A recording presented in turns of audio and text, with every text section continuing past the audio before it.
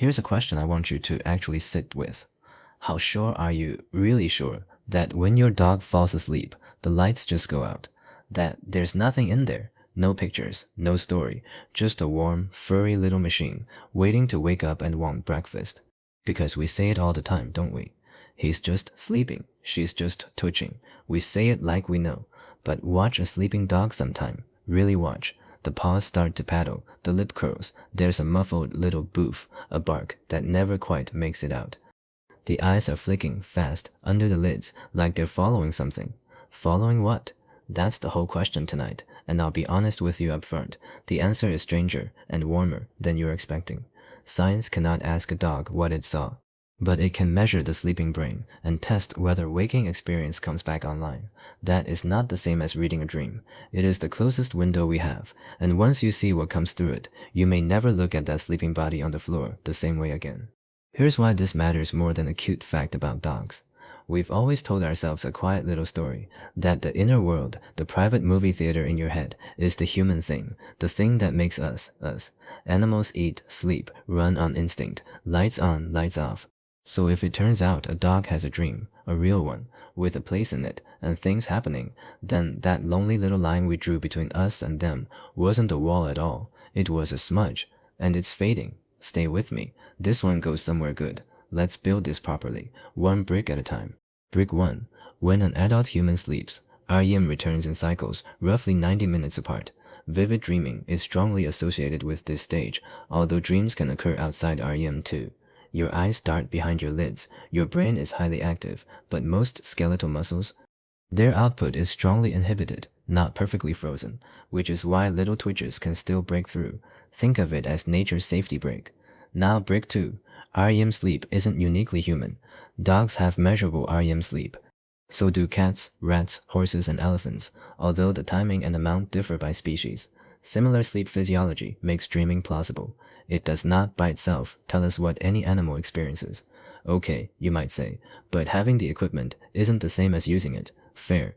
So let me tell you about a cat. Beginning in 1960, French neuroscientist Michel Jouvet and colleagues studied the brainstem circuits behind REM muscle atonia. In cats with targeted pontine lesions, REM could occur without the usual loss of muscle tone. The cat fell asleep. It slid into REM. Its body should have gone limp. Instead, it stood up. During REM, the cats could rise, orient, stalk, or pounce while remaining largely disconnected from the room around them. Researchers called these released actions oniric behavior, dreamlike behavior. It strongly suggests internally generated action, but it is not a verbal report from inside a cat's mind. That cat wasn't glitching. It was somewhere, and its little body was trying to go there too. But Jouvet's cat still leaves us with the big frustrating question, right? We can see them do the dream. We still can't see what's in it, until MIT, until 2001. There were two researchers, Kenway Louis and Matthew Wilson. 4 rats repeatedly ran a familiar circular track for food, while electrode arrays recorded groups of hippocampal neurons.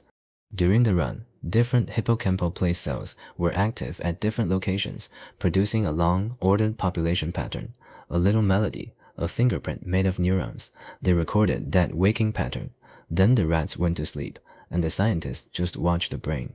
And during some REM episodes, long sequences of ensemble activity correlated with the waking run and unfolded on a similar timescale. Not every REM episode, not a perfect copy, but a statistically meaningful replay. The sleeping brain was reactivating to learn to run. Because those neurons had known spatial firing fields, the pattern could be aligned with segments of the waking experience. But the experiment did not prove the rats consciously saw a track, and it did not record a dream report. Sit with that for 1 second. We did not read a literal page of a rat's dream. We found waking experience reappearing in the sleeping brain, a physiological foothold for studying dream content and memory processing. A little animal replaying part of its day in the dark, behind closed eyes. And if a rat does that, what do you think is happening behind those twitching paws on your living room floor? And it isn't only rats. In 2000, Amish Dave and Daniel Margoliash studied adult zebra finches. Neural activity evoked during sleep matched the timing and structure of activity linked to daytime song. The sleeping song system was replaying a daytime-like pattern. That is consistent with offline processing. but the study did not prove the birds were consciously singing in a dream or getting better overnight. So now the question cracks wide open. If a rat dreams, where does it stop? Honestly, we keep failing to find the floor. Look at the cuttlefish, this soft little ocean creature. When it sleeps, its skin suddenly erupts into color, waves of it, flickering patterns racing across its body, the same displays it makes when it's awake and hunting or hiding. Is it dreaming? We can't say for sure yet, and I want to be straight with you about that line, because it matters. Nobody has climbed inside a cuttlefish's head, but something in there is switched on. The door doesn't seem to close at dogs, or cats, or even mammals. It just keeps opening. And here's the thing that gets me. Sleep isn't free. A sleeping animal is vulnerable. One leading hypothesis is that sleep-related neural replay helps process and stabilize memory. That does not mean science has proved dreams exist in order to remember, or that your dog's dream definitely contains your face. It means the sleeping brain is not simply switched off. Here is the playful inference, and I want to label it clearly.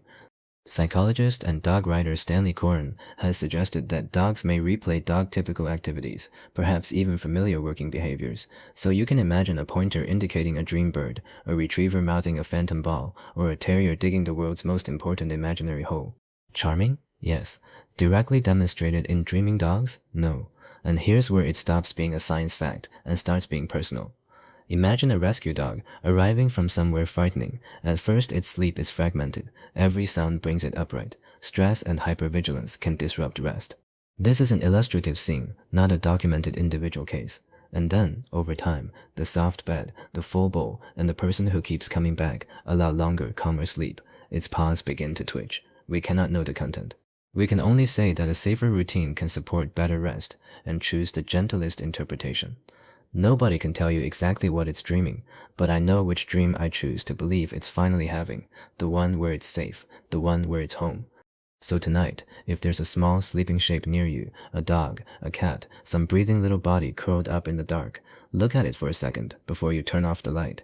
Those twitching paws are not nothing. They are visible signs of an active sleeping nervous system. Whether there is a private, flickering, wordless world behind them is the careful, beautiful possibility this evidence leaves open. We were never the only ones with an inner life. We were never the only dreamers here. And maybe that's the quiet comfort to carry to bed. On this whole strange planet, spinning in the dark, you are not the only mind that closes its eyes and goes somewhere. Sleep well and let them dream.